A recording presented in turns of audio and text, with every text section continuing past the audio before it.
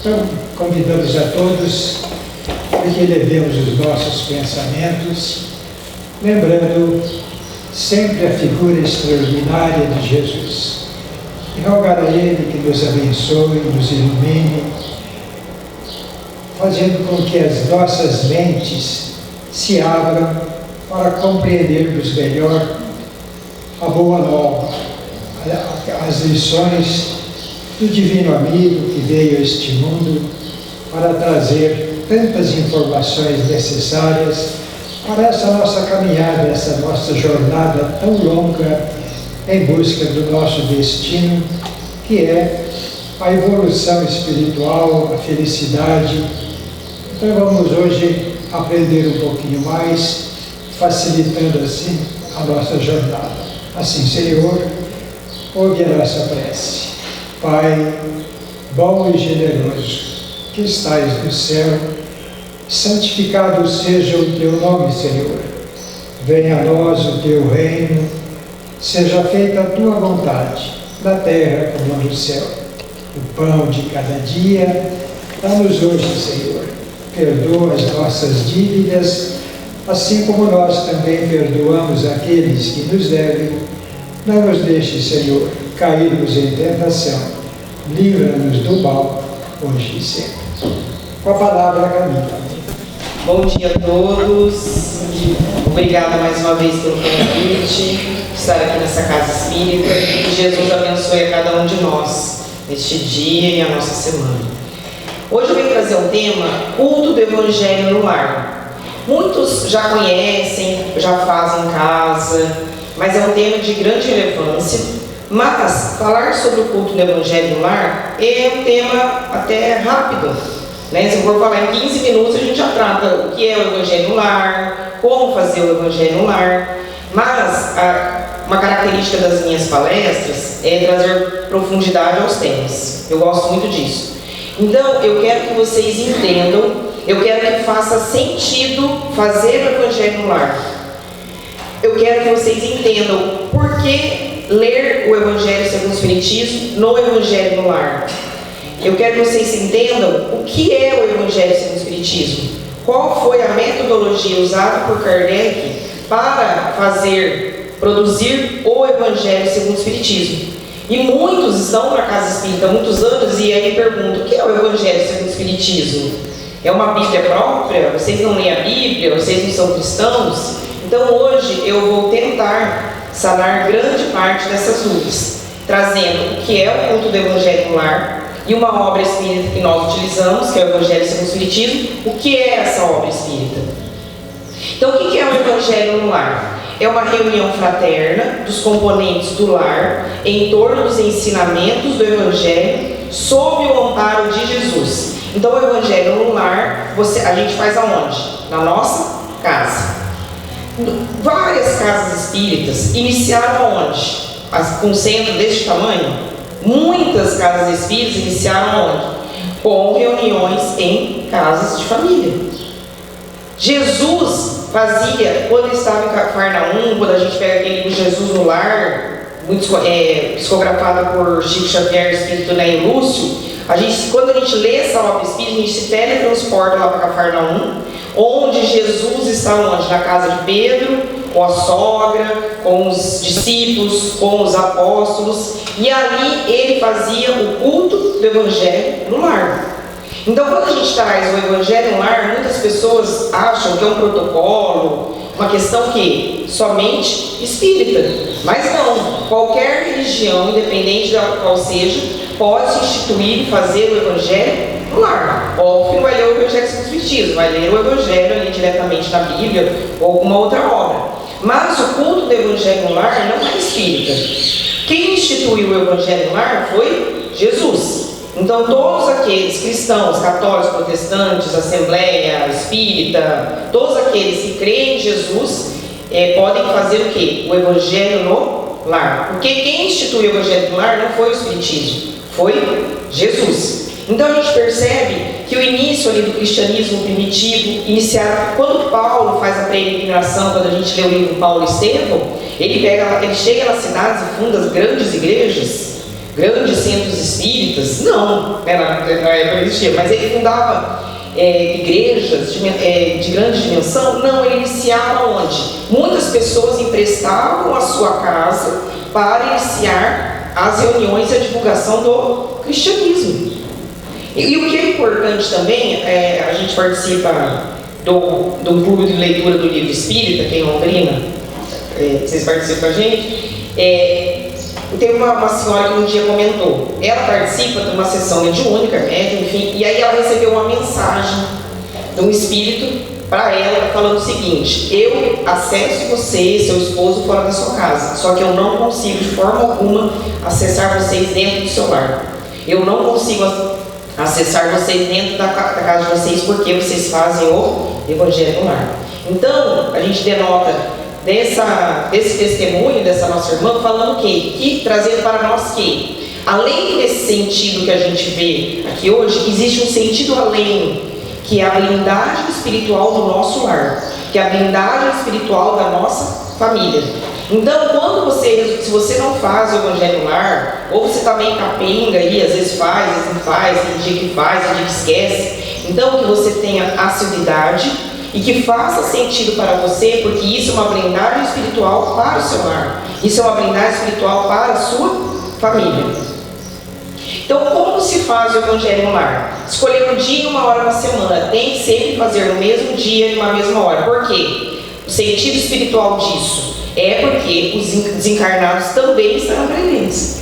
A espiritualidade amiga também estará nos auxiliando. Então, eles também estão aqui, eles cumprem o horário. Então, a gente tem que cumprir o dia, tem que cumprir o horário. Então, cada um vai escolher um dia na semana, um horário que seja compatível com a rotina ali da família, para instituir o evangelho no lar. Em casa é segunda-noite. Muitos fazem domingo à noite para iniciar a semana. Então temos que ter assiduidade, pontualidade. Por quê? Porque a espiritualidade assume esse compromisso de estar junto conosco nos nossos lares.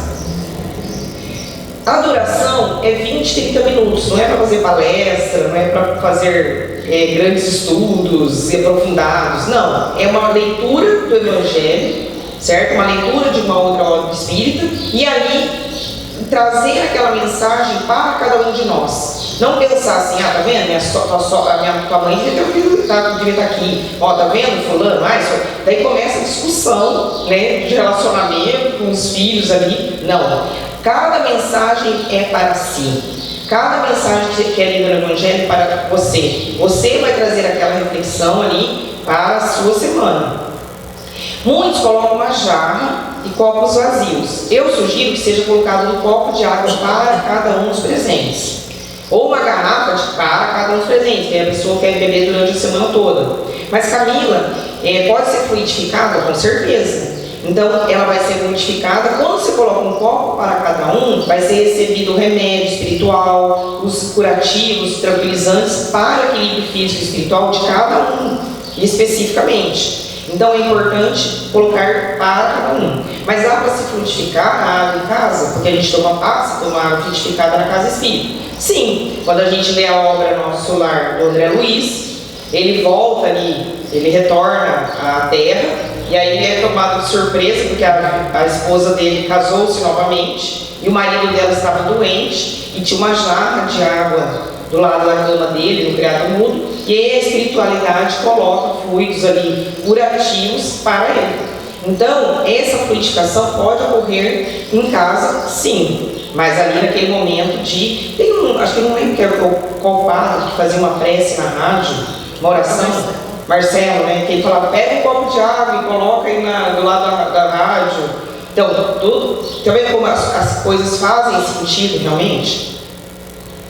Não suspender a prática do Evangelho em virtude de visita, passeios ou acontecimentos fúteis. Se tiver alguém na sua casa, convide. Olha, nós fazemos o Evangelho no lar, você gostaria de participar? A pessoa, não vou não. Então tá bom, gente. Daqui uns 20, 30 minutos, se você quiser participar, fica à vontade. Se a pessoa não quer, também vai ficar insistindo, mas não deixe de fazer.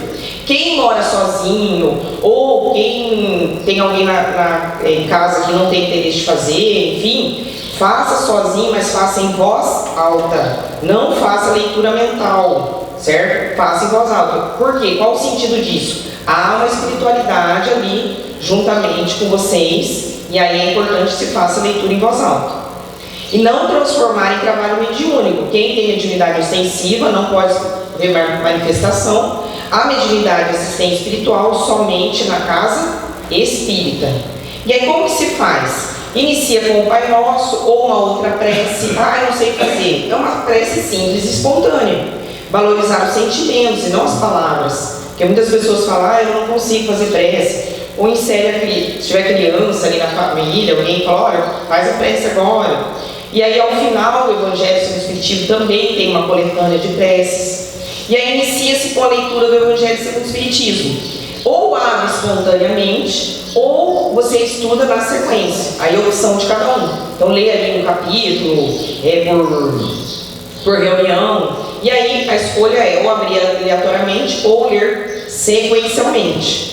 Aí posteriormente faça os comentários ali daquele trecho, breves, esclarecedores, igual eu comentei, evitar discórdia, cobrança, principalmente assim, se tiver criança, ou adolescente, ou jovem, já fica ali dando lição de moral, né? Aí a minha filha sempre traz alguma questão da escola, que aconteceu, com o amiguinho e tal. Então a gente tem que ter mais a questão da escuta do que a questão de ficar dando ali, fazer lição de moral na criança, e aí eles não vêm participar, principalmente a questão dos jovens e adolescentes, o quanto é difícil, né, trazermos para uma casa espírita, para fazermos o evangelho, para ir à evangelização infantil ou de jovens. Então a gente sabe a dificuldade disso, então a gente tem que tornar aquele momento o mais lúdico possível, principalmente se a criança for pequena. Porque se você tiver uma criança ali de 1, 2 anos, 3 anos, que a minha filha faz desde sempre, a gente usa o material próprio infantil, depois lemos o Evangelho segundo o Espiritismo, e ela não vai ficar quieta. A minha filha com 8 hoje fica, mas quando ela era pequena não ficava. Então eu trazia recursos, um desenho, uma massinha diferente para ela usar naquele momento. E aí, e você não ser muito exigente, porque às vezes você fica cobrando tanta criança que até desarmoniza ali o momento. E aí você baixar a expectativa sabendo que você está ali com uma criança fazendo o Evangelho. Então temos que ter um pouco de parcimônia com relação a isso. Aí finaliza com a prece, o Pai Nosso, agradecendo ao Padre Jesus da espiritualidade amiga naquele momento. E aí ao final serve-se cada um toma sua água fluidificada, mantendo o clima de respeito e acolhimento. Uma questão que eu faço também é colocar para despertar o relógio, porque segunda-feira, semana corrida, e aí chega janta e criança chega da escola. Então eu sempre coloco, a gente inicia às 8, então eu coloco ali 7 horas, 7h15, para o relógio para despertar, porque às vezes passa batido. Né? Então assim, sempre, às vezes acontece alguma coisa, então meu marido sempre lembra bastante, mas eu quando vejo, nossa, tem que fazer o evangelho, né? Às vezes o horário acaba passando, então para ter essa questão da pontualidade, eu acabo colocando o relógio para despertar, e a casa já se manteve no clima ali para fazermos o evangelho. Qual a sugestão de obras espíritas? Obviamente o Evangelho segundo o Espiritismo. Aí tem essa coleção que chama Coleção Fonte Viva. Ela não é um livro extenso, são pequenos capítulos, curtíssimos, que é de Chico, psicografado por Chico Xavier e Espírito Emmanuel, e são trechos do Novo Testamento que Emmanuel traz, e aí ele comenta aquele trecho. Então é muito interessante você ler o Evangelho segundo o Espiritismo e também fazer junto essa obra espírita, se alguém quiser ler. Esse livro é maravilhoso, a gente usa em casa, que é o Jesus no Lar. Jesus no Lar também são capítulos curtos, são 51 capítulos, cada um com uma história, e eu falo que ele é um livro ecumênico, porque ele não traz questões espíritas, então ele traz histórias ali de Jesus. Aí tem a sogra de Pedro pergunta a Jesus por que a vida na família é tão complicada, e Jesus traz, porque a lentilha, o pão, então ele traz questões do dia a dia. São histórias maravilhosas e muito reflexivas, e eu falo que ele é infinito, porque a hora que termina, você consegue ler de novo, daí você fala, nossa, eu não percebi esse detalhe na outra vez que eu fiz a leitura. Então é um livro muito legal para ler o Evangelho segundo o Espiritismo e também ler ele junto. Aí Palavras da Vida Eterna, Pão Nosso, livros infantis que tem da Turma da Mônica, o Pai Nosso. Para jovens ali, adolescentes, se quiser ler um livro de história, que tem uma história, pode ler cada capítulo, a coleção Mundo Espiritual do André Luiz, existe uma sequência, poucos sabem, então inicia Nosso Lar, Os Mensageiros, Missionários da Luz, Obreiros da Vida Eterna. Existe uma sequência de leitura dessas obras, tanto que na capinha tem um número, ela vai de 1 a 13, então ela tem uma sequência de leitura. Estamos iniciando agora Nosso Lar no Clube de Leitura do Livro Espírita, então nós vamos ler as 13 obras. Se alguém quiser saber mais sobre isso, aí conversa com a Ana, que a gente tem esse Clube do Livro Espírita, cada um lê a obra espírita sozinho, e a cada 2 meses a gente se reúne. Então não é muitos encontros, são muitos encontros, a cada 2 meses, 2 meses e meio, cada um lê a obra sozinho. Camila, eu não gosto de ler, não tem problema. No grupo tem audiolivro, todo dia coloca um capítulo do livro, aí a pessoa escuta. Também é um recurso interessante. Aí temos Violetas na Janela, o Evangelho segundo Adolescente, a coleção da Célia de Rolândia, Céu Azul, De Volta ao Passado, Um Anjo em Nossa Vida, e o Evangelho segundo o Espiritismo. Você já se questionou quando e quem instituiu a crença em Deus único? A crença em Deus único é muito recente. Então, se a gente pensa em Jesus, se a gente voltar um pouco para trás, tem Moisés. Se a gente voltar um pouco para trás, temos quem? A instituição do monoteísmo. Então, o monoteísmo é muito recente na humanidade. Ele tem aproximadamente 4.000 anos. O Homo sapiens, ele tem 200 a 300 mil anos. Então, grande parte das civilizações, das tribos, das religiões são ainda e continuam politeístas. Então, a crença desse Deus único, nesse Deus que qualquer cristão, na questão do cristão, porque é óbvio que tem outras religiões monoteístas que creem em outro Deus, mas esse Deus que nós, espíritas, católicos, protestantes, creem, é recente, tem 4.000 anos. E aí, quando surgiu essa crença no Deus único, foi através de quem? Do patriarca Abraão. E poucos sabem que de Abraão surgiram 3 religiões: o judaísmo, o cristianismo e o islamismo. Então, 3 religiões abrâmicas surgiram de Abraão, que trouxe para nós a crença nesse único Deus. Então, nós temos o judaísmo, que tem como livro sagrado a Torá e a Tanar, o cristianismo, que tem como livro sagrado a Bíblia, e o islamismo, que é o Corão, ao Corão. A Torá, muitos já ouviram falar a Torá hebraica, a Bíblia dos judeus. O que é a Torá? São os 5 primeiros livros da nossa Bíblia, que a gente chama de Pentateuco. Então não é uma obra diferente. A Torá é os 5 primeiros livros da Bíblia. E a Tanar? A Tanar é o Velho Testamento para nós, com uma outra divisão. Só que como eles não acreditam que Jesus é o Messias prometido, eles estão aguardando, eles param ali no Velho Testamento. Daí nós, cristãos, lemos o Novo, o Velho e o Novo Testamento. E o islamismo, que tem o Corão, o Alcorão. Muitos personagens da Bíblia estão inseridos também no Corão.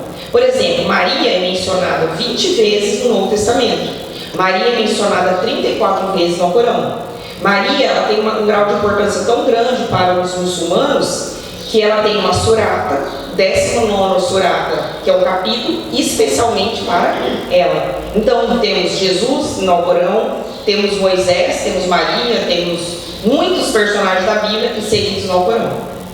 Então, o cristianismo tem como livro sagrado a Bíblia. E quais são? O que é o Antigo Testamento? Então, Gênesis, Êxodo, Levíticos, Números e Deuteronômios, que são os 5 primeiros livros da Bíblia, é a Torá hebraica.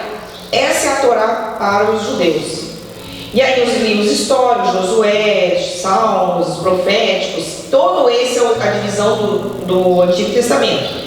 Esse Antigo Testamento, uma outra forma de divisão, chama Tanar, para os judeus. E o Novo Testamento? Quando a gente inicia o Novo Testamento, a gente inicia pelos 4 evangelhos: Mateus, Marcos, Lucas e João. Temos o Ato dos Apóstolos, depois as epístolas, que é também chamado de cartas. Quem escreveu as epístolas ou cartas?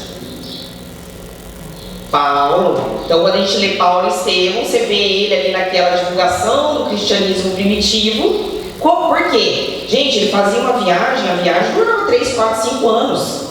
Não é igual aqui, você pega um avião, vai e volta um dia, volta. Não. E aí ele começou a perceber que fisicamente ele já não estava dando conta, e fisicamente ele não conseguia estar mais presente, ele formava ali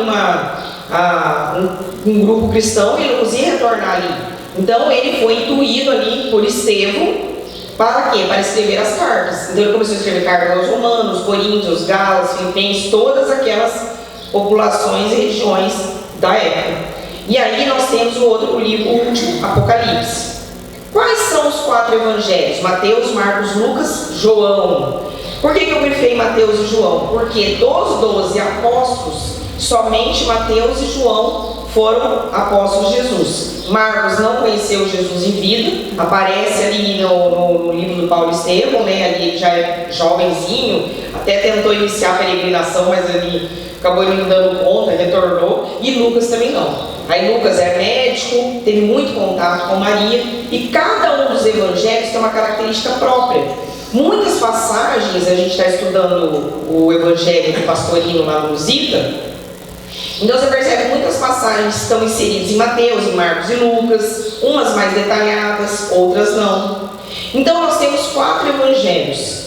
Somos, olha que linda essa mensagem de Emmanuel, somos cada um de nós um 5º evangelho inacabado, mas vivo e atuante, que estamos escrevendo com os nossos próprios testemunhos, a fim de que a nossa vida seja uma revelação de Jesus, aberta ao olhar e apreciação de todos. Será que estamos sendo esse 5º evangelho itinerante? Será que Jesus está vivo e atuante nas nossas atitudes?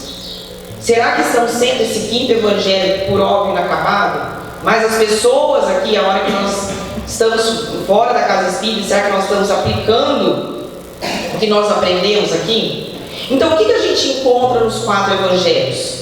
Todos os atos da vida comum do Cristo estão nos 4 evangelhos. Os milagres do Cristo estão no evangelho. As predições, profecias, as palavras usadas como dogmas pelas igrejas e o ensino moral do Cristo. Quando você abre o seu evangelho segundo o Espiritismo, no primeiro parágrafo tem isso aqui. Kardec nos traz isso. Então nós temos no evangelho de João, Marcos, Lucas e Mateus os atos comuns, os milagres, as profecias, as palavras usadas como dogmas e o ensino moral. Aí Kardec nos deu um presente maravilhoso, porque não veio me falar que ler a Bíblia é fácil. Não tem sequência, se você não entender a cultura da época, você não sabe o que está dizendo, é difícil. Então o que Kardec deu para nós de presente? Ele extraiu trechos do Evangelho e inseriu aonde? No Evangelho segundo o Espiritismo. Só que ele trouxe o quê? O ensino moral do Cristo no Evangelho. Ele falou, não, do 1 ao 4 eu vou tratar em outras obras. O ensino moral que é universal, o ensino moral que é ecumênico. Se a gente sair daqui agora e entrar numa igreja protestante, no católico agora, o ensino moral do Cristo, o perdão, o amor, a caridade, o ensino moral do Cristo, se você extrair de todas as religiões, elas são idênticas. Então ele falou, eu não quero tratar dessas outras 4, eu vou extrair o ensino moral e eu vou jogar onde? No Evangelho segundo o Espiritismo. Então, o que é, quando alguém perguntar para você, o que é o Evangelho segundo o Espiritismo? É o ensino moral do Cristo dos Evangelhos na Bíblia, colocado aonde? Aqui. E aí, outra coisa, por que eu falo que é um presente? Porque Kardec nos traz o ensino moral de forma prática. A gente consegue ler e colocar em prática e trazer para a nossa vida, que isso é importante. Não adianta você ficar fazendo um estudo bíblico, um estudo religioso, se você trouxer para a prática. Então, como que Kardec dividiu esse Evangelho? Ele dividiu em 4 partes. Por quê? Kardec não traz todo o Evangelho e fica esmiuçando trecho a trecho. Não. A base de Kardec é a moral espírita. A base de Kardec são os princípios espíritas. Então vamos lá. Quem é espírita? Qual é o princípio espírita? Qual é o vínculo do espiritismo com o cristianismo? Que ele fala, eu não vim destruir a lei, né? O que nós temos mais? A crença na imortalidade da alma. Nós temos a crença na imortalidade da alma, como outras religiões também têm. Nós temos a crença o quê? Na reencarnação. Nós temos a crença na evolução espiritual. Nós temos a crença na transmigração de planetária. Não existe só o planeta Terra, existem outros e nós transmigramos nesse planeta conforme a nossa evolução. Então, isso é o princípio espírita. Kardec quis colocar qual é o princípio espírita? Beleza, é esse. Então, o que tem nos evangelhos que corresponde aos princípios espíritas? Esse é o trabalho de Kardec.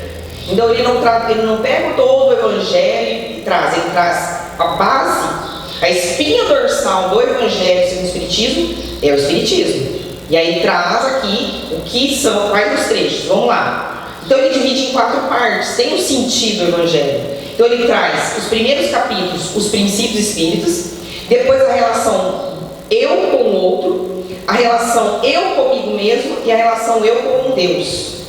Como que ele divide assim? Vamos lá, princípios espíritas. Então do capítulo 1 ao capítulo 6, Kardec traz os princípios espíritas, que é conectando o espiritismo com o judaísmo e o cristianismo. Eu não vim destruir a lei, trecho do Evangelho, então ele traz para cá. E aí ele comenta e muitos têm as instruções dos espíritos também. Daí meu reino não é deste mundo, certo? Que traz a noção do quê? De imortalidade da alma. O que tem no Evangelho segundo o Evangelho? O que tem nos Evangelhos da Bíblia? Há muitas moradas na casa do meu Pai. Isso traz a ideia para nós de evolução. Ninguém pode ver o reino de Deus se não nascer de novo. O diálogo de Jesus com Nicodemos, que está nos Evangelhos, que traz para nós a ideia, o princípio de reencarnação. Bem-aventurados os aflitos, as dores humanas e o processo de sofrimento. O Cristo Consolador, o Espiritismo de Jesus como consolo da criatura humana. Então esses 6 primeiros capítulos do seu Evangelho, do nosso Evangelho, trazem os princípios espíritas. E aí ele inicia do 7 ao 15 a relação você com o outro. Então tudo na relação do seu trabalho, da sua família, com seus filhos, na casa espírita, você vai achar onde? No capítulo 7 ao 15. Então ele traz bem-aventurados os pobres de espíritos, bem-aventurados. O que é esse bem-aventurados? O discurso público. Jesus fez o primeiro discurso para as multidões, que é o discurso do Sermão do Monte, Sermão da Montanha, Sermão das Bem-aventuranças, é a mesma coisa. O que ele fala? Bem-aventurados os pobres de espíritos, bem-aventurados os puros de coração. Então Kardec traz as bem-aventuranças. E outra, interessante, ó, no capítulo 5 ele coloca bem-aventurados os aflitos. Esse Jesus não falou. Esse foi colocado por Kardec. Não é uma bem-aventurança falada por Jesus no discurso. Enfim. Daí ele traz. O que é o bem-aventurados os pobres de espírito? Ele traz a gente trabalhar no nosso orgulho e egoísmo. Os puros de coração, a nossa misericórdia. Os mansos e pacíficos, a nossa brandura, a paciência. A misericórdia, o perdão das ofensas. O amor ao próximo, a caridade, o inimigo, o perdão e ajuste, o que a mão esquerda faz ou não. Tudo isso que eu estou falando, as bem-aventuranças, estão nos 4 evangelhos. E aí ele vai trabalhando a nossa relação na família, caridade, orgulho, nós com o outro. E daí, sequencialmente, ele traz você com você mesmo. Agora é a sua própria evolução, é a sua caminhada, porque ninguém vai caminhar por nós. A gente quer carregar os outros também, às vezes, dentro de casa, mas não vai rolar. Cada um tem um momento do seu despertar. E aí, o que ele traz ali no 16 ao 19? Não dá para servir a Deus e a Mamon, ou seja, o nosso trabalho desapega aos bens materiais. Sede perfeitos, a nossa transformação moral. Muitos chamados e poucos escolhidos, a nossa mudança interior. A fé transporta a montanha, a minha fé como uma propulsão para a minha mudança interior. Tudo eu comigo. E aí, ao final, ele traz os trabalhadores espíritas. Eu consagrado, eu tocar os espíritos. Então, quando você fizer uma reunião dos trabalhadores espíritas e vai abrir aleatório o livro do Evangelho, fica uma dica. Pega no final.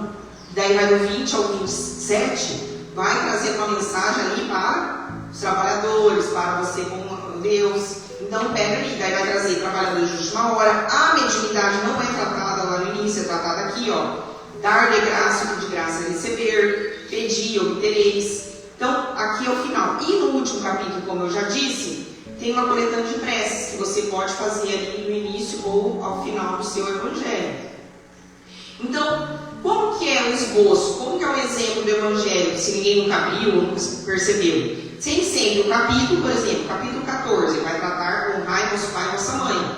Kardec traz o texto do Evangelho, você vai saber do que está se tratando. Então ele vai, sabendo os mandamentos, que está em Marcos, está lá, ó, Lucas e Mateus, tem 3 evangelhos.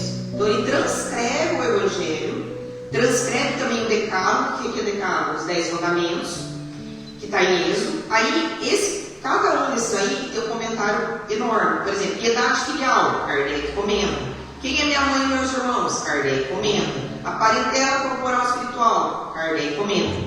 E aí, ao final da grande maioria dos capítulos, traz também, além do comentário de Kardec, ele, e outra coisa, uma vez perguntaram, mas Kardec é o espírito? Eu falei, não, muitas pessoas acham que Kardec é o espírito que fala, não. Então, Kardec coloca as impressões dele ali como estudo, e também, ao final de muitos capítulos, traz as instruções dos espíritos. Nesse caso, o espírito Santo Agostinho.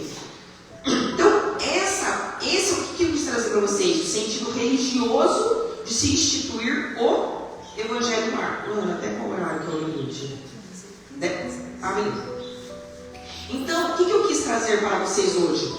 Qual é o sentido religioso, qual o sentido espiritual, não somente material, para vocês fazerem o quê? O Evangelho no Lar. Então, eu trouxe para vocês como se faz. Na questão espiritual, vai muito além, por exemplo, essa casa espírita. A gente vê a dimensão, parede, portas, portão.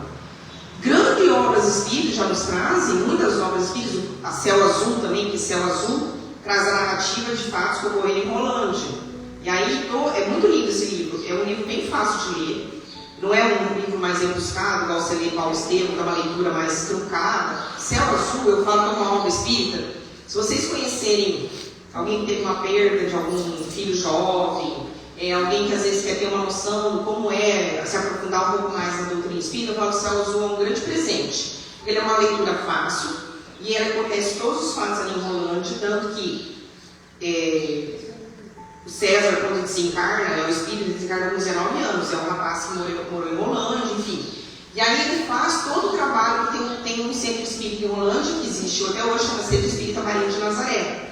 E aí Célia trabalhou lá, atuou lá, o César também frequentava, a família dele. Então a gente percebe o vínculo da espiritualidade com o centro espírita. E quando ele volta do mundo espiritual, a primeira vez que ele vem à Terra, que ele vai ao Centro Maria de Nazaré, porque ele trabalha juntamente com o centro, ele fala, nossa, eu conheci o Centro Maria de Nazaré na evangelização, enfim, desse tamanho. Quando ele olha e percebe a dimensão espiritual do centro, tinha andares. Era muita gente, era imenso, era o triplo, o quádruplo do nosso tamanho. Então, tem até um livro que chama Dimensões Espirituais do Centro Espírita, né? Então, a gente tem que trazer para a nossa vida esse sentido espiritual para realizarmos o nosso trabalho. Às vezes a gente fala assim, às vezes eu vou em casa espírita, já dei palestra para 5, 6 pessoas. Mas você fala, nossa, eu não me importo com nada. Já aconteceu, de uma pessoa sair de lá e falar, nossa, eu tenho intimidade, eu estava indo para outra religião e eu dei. Então, às vezes, você atinge uma alma, atinge um coração, e você tem que pensar que ali estão os encarnados, mas aqui está lotado de desencarnados. Então, se a gente não tiver essa dimensão espiritual do nosso trabalho dentro da casa espírita, a gente fica titubeia. Então, principalmente a questão do Evangelho no Lar. E o que é o Evangelho segundo o Espiritismo? Quando você pega essa obra na mão, o que ele é? Se alguém perguntar, certo?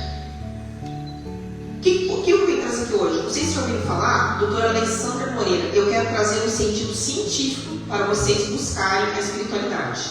O doutor Alexander Moreira, ele é o cara. Ele é um psiquiatra brasileiro, ele é um professor, ele é de Juiz de Fora. E ele é diretor do núcleo de pesquisa, e esse pesquisador brasileiro, ele ganhou um prêmio, o principal prêmio mundial de psiquiatria com espiritualidade. Quando a gente inicia o século XIX, a gente percebe que a espiritualidade vai para um lado e a ciência vai para o outro. Então o materialismo, o cientificismo tomam um e a religião toma outro. Agora a gente está percebendo que está unindo esses dois, não há plano. Tanto que nós temos esse tríplice aspecto, ciência, filosofia e religião. Então a gente está percebendo que a gente está fazendo essa concatenação da ciência com a espiritualidade. E olha que, e aí tem uma moça que faz ESD lá no Lusita, que eu dou aula do ESD, e ela é médica. E ela fala, vai ter um congresso online, ela vai mandar o link. E ele participou também. Os médicos, né, ela é de Londrina, é médica, ela fala sobre psiquiatria, a espiritualidade na saúde. Eu falei, nossa, tá vendo como tá? O negócio está tomando uma proporção. E aí esse pesquisador ganhou um que chama Oscar Pfister. É um prêmio mundial muito famoso. E ele, brasileiro, ganhou esse prêmio por ele fazer esses estudos. Não sei se vocês viram nas redes sociais sobre a questão da mediunidade com a genética. Ele estava analisando os genes dos médiums, mas não é que o gene do médium, quem é médium ostensivo, tem um gene colorido de arco-íris, de unicórnio. Não, não é isso. Eles analisam o seguinte, exemplo, eu não sou, mas digamos que eu seja médium ostensiva. Eles pegam os meus parentes de primeiro grau e fazem um comparativo do meu gene com os genes deles. E eles percebem que há muita diferença. Não é conclusivo, mas já é um grande passo. Então, o que o Alexander Moreira traz para nós? Perguntaram para ele numa entrevista: qual o impacto da religião e da espiritualidade na sua saúde? Quais os resultados? Ele fala que há muitos estudos, milhares de estudos mundiais reunindo isso. E ele fala, quanto maior o envolvimento religioso, menor o índice de depressão, suicídio, os abusos de álcool, drogas e a mortalidade. E qualidade de vida e bem-estar. Principalmente aquelas pessoas que estão em depressão, aquelas pessoas que estão enlutadas. O quanto fazer para o outro, né, estar ali num envolvimento religioso, traz essa qualidade de vida e bem-estar. E aí perguntam para ele, qual a relação da espiritualidade com a dependência química? E ele fala que é uma das áreas mais estudadas. E aí ele fala que quanto maior o nível de envolvimento, menor o uso. Especialmente entre adolescentes. Então a importância ali do evangelho, de trazer o jovem, de trazer o adolescente, de trazer a criança. Porque quanto maior, por exemplo, a frequência, a educação religiosa na família, eles são fatores protetores do envolvimento com substâncias lícitas. E caso haja um envolvimento, a remissão ele é muito mais rápida quando há esse envolvimento. Então, a reflexão que eu quero trazer para vocês hoje é: quanto a espiritualidade está presente no seu dia a dia? O contato com o espiritismo acontece só quando você vem à casa espírita, uma vez na semana? E a gente pensa, eu quero ir na casa espírita, não estou legal, preciso tomar um passe, não estou bem. A gente é assim, a gente vai à casa espírita para ver o que ela vai me servir. O que você está servindo à casa espírita? Materialmente falando, que a casa espírita também precisa, mas o que você está doando o seu trabalho para a casa espírita? E talvez você doe, será que você consegue um pouco além? Avançar um pouco além?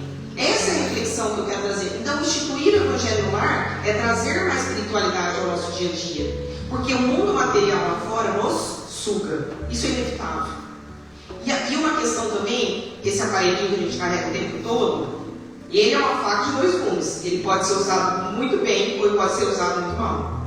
Então, como você está usando ele? Porque eu não estou falando que a gente vai ter momentos de relaxamento, de ver bobeira, dar risada. Mas, eu estava até comentando, né, senhor? Falei, um presente que a pandemia nos trouxe é as palestras gravadas. Estudos maravilhosos. Eu gosto muito do palestrante, chama Jorge Elahat. Adoro ele. Tem uns estudos muito bons, palestras maravilhosas. Quantas palestras você ouve durante a semana? Não, hoje vem domingo. Você acha suficiente? Quantas palestras você ouve? Não pode ler, Camila. Audiolivro, coloca lá. Audiolivro Paulo Estevam. Tem muitos no canal do YouTube da Casa Espírita. Tem um monte de obras espíritas de audiolivro aqui. Que chama Centro Espírita Allan Kardec, o canal? Tem? Cambé. Então temos muitos audiolivros. Quando você ouve, eu viajo, coloca uma palestra espírita, coloca um audiolivro para você ler, ou está em casa ali, eu escuto muito, eu coloco um fone de ouvido, porque deve estar meu filho chamando. Então eu estou sempre na cozinha fazendo alguma coisa, quando acaba, estou com um fone e estou ouvindo. Porque não preciso carregar o celular, fica barulheiro na casa. Mas eu estou sempre ouvindo uma palestra espírita, eu sempre ouvindo um audiolivro, ou gosto muito de ler também. A gente precisa trazer a espiritualidade na nossa vida. Porque eu comentei, imagina você desencarnar hoje, pensar ali, desencarnar e falar assim, meu Deus, perdi tempo mandando videozinho de política e brigando com os amigos no WhatsApp. Imagina que frustrante. O mundo, desde que o mundo é mundo, desde que a gente vê o Império Romano, a corrupção existe, né, dentro da política, a política existe, os impérios crescem e os impérios caem. Então, isso sempre vai existir. Não é você replicar videozinhos e ficar brincando com a família que você vai melhorar lá em cima. Vai iniciar a sua melhora dentro de você. Porque quando a gente traz a transição planetária, não é o planeta que está transitando para a onda de regeneração. Quem está transitando somos nós. Na verdade, é a transição da humanidade, não a transição do planeta. Então, tem que começar por nós. Quantas vibrações ruins você traz de ficar vendo notícia, ficar vendo noticiário, porque o jornal pinga, na televisão pinga sangue, tem uma bacia na televisão. Isso, o sensacionalismo, traz ibope. Então a gente tem que buscar trazer coisas boas para a nossa vida, ouvir coisas edificantes, porque nós vamos melhorando. Isso que vai trazer essa pequena semente que cada um de nós vai plantando e modificando é que vai trazer essa transição do planeta. Essa é a nossa responsabilidade. Então, vamos instituir o Evangelho no lar, quem não faz. Quem está bem capenga, seja mais assíduo. Quem nunca fez, implante o Evangelho. Traga mais a espiritualidade para o seu dia a dia. Traga mais a espiritualidade para a sua vida. A própria sua saúde física, com certeza, tenho certeza absoluta que vai melhorar muito. E para finalizar, eu quero trazer uma mensagem de Emmanuel. O culto do Evangelho no lar aperfeiçoa o homem. O homem aperfeiçoado, ele ilumina a família. A família iluminada melhora a comunidade. Esse é o nosso papel, pequeno, do micro para o macro. A comunidade melhorada eleva a nação. O homem evangelizado adquire compreensão e amor. A família iluminada conquista o entendimento e a harmonia. E a comunidade, quando melhora, ela vai produzir trabalho e fraternidade. E a nação? Então, se você está preocupado com o seu país, comece de casa. Porque a nação elevada orienta-se no direito, na justiça e no bem. E o Espiritismo sem o Evangelho de Jesus, o que fica? O fenômeno, os mediúnicos e a fé raciocinada demais.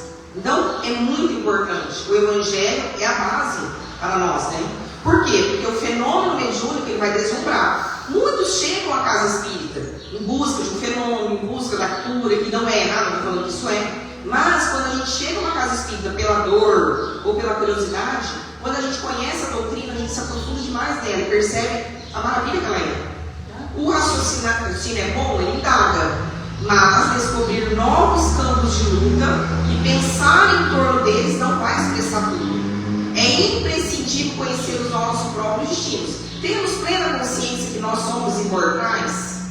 Então a gente não basta a certeza de que a vida continua além da morte. A gente precisa clarear o caminho. Isso é uma busca de você com você mesmo. Do Evangelho no lar depende o aprimoramento do homem. E do homem edificado em Jesus depende a melhoria e redenção do mundo. Que Jesus abençoe cada um de nós. Aí está a mensagem desta manhã. A Camila nos deu uma aula, né, da história da humanidade.